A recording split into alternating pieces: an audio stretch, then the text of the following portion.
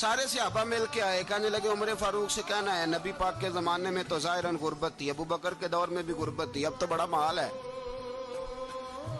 عمر سے سفارش کرو کہ عمر نیا کرتا پہنا کرے۔ ملکوں کے سفیر آتے، عمر وہی پھٹی پرانی چادر اوڑھ کے اور وہی کئی جگہ پہ پیوند لگے سوٹ پہن کے سفیروں کے سامنے بیٹھ جاتا ہے۔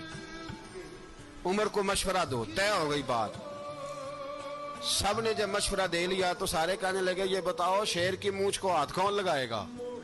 کہنا کس نے ہے؟ بندہ بھی تو ڈھونڈو نا۔ میں کہا جناب میرا یہ خیال ہے کہ مولا علی شیر خدا کہیں گے، کیونکہ جس شخص کی عمر کو سب سے زیادہ حیا کرتے دیکھا وہ شیر خدا مولا علی ہے رضی اللہ تعالی علی کہیں گے، اس لیے کہ جناب علی تو کئی دفعہ جب گفتگو کرتے تھے تو حضرت عمر چپ کر جاتے تھے اور فرماتے تھے علی نہ ہوتا تو میں ہلاک ہو جاتا۔ تو کہا علی سے کہو۔ جناب علی شیر خدا کو بلایا، کس کام کے لیے؟ جی اللہ اکبر۔ یہ ذرا اپنے اس دور پہ اس بات کو ذرا لاکا جناب ان سے کہیں کہ زیادہ نہیں، ایک کرتا نیا پہن لے، سفیر آتے ہیں وزیر آتے ہیں تو ایک کرتا نیا پہن لے۔ حضرت علی کو بلایا، فرمانے لگے کوئی اور بات ہوتی تو میں کہہ دیتا، یہ والی میں نہیں کہہ سکتا، کوئی اور ہوتی تو میں عمر کو کئی دفعہ کہہ دیتا ہوں، جلال میں بھی تو سن، یہ والی میں نہیں کہہ سکتا، میں تمہیں ایک مشورہ دیتا ہوں۔ کہ وہ کیا؟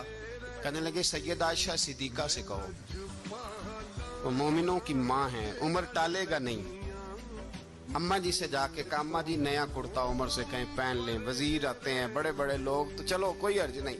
اماں جی نے کہا اچھا کوئی بات نہیں میں بلا لیتی ہوں۔ جناب عائشہ نے پیغام بھیجا، جب خادم نے کہا نا مصطفیٰ کے گھر سے پیغام آیا ہے تو 20 لوگ بیٹھے تھے، عمر کانپتے ہوئے اٹھے، کانپتے دوڑے۔ حضرت عائشہ پردے میں تھی تو فرماتی ہیں عمر اتحیات کی حالت میں بیٹھ گئے۔ کہا اماں جی دیر تو نہیں ہو گئی مجھے آنے میں؟ کہا نہیں ٹائم پہ آ گئے ہو۔ کس لیے بلایا تھا؟ کہا عمر دیکھو غربت کے معاملات اور ہوتے ہیں، جب اللہ آسانی دے تو کوئی چیز استعمال کرنا حرام نہیں ہوتی، اگر حرام ہے تو بتاؤ۔ کہا نہیں اماں جی حلال ہی ہے۔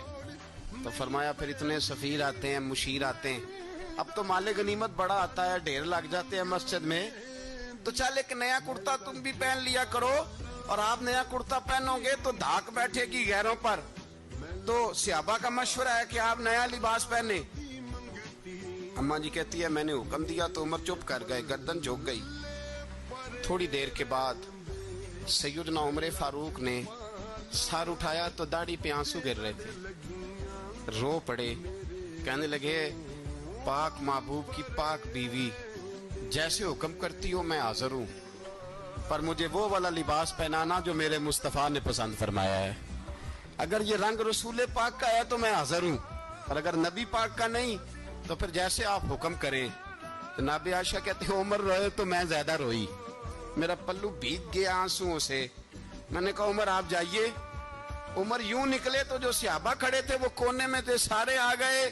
کہا اماں جی کیا بناؤ؟ فرمایا بھائی تم سب جو باتیں کہتے ہو وہ اپنی جگہ ٹھیک ہیں، پر عمر جو بات کرتا ہے وہ سب سے زیادہ ٹھیک ہے۔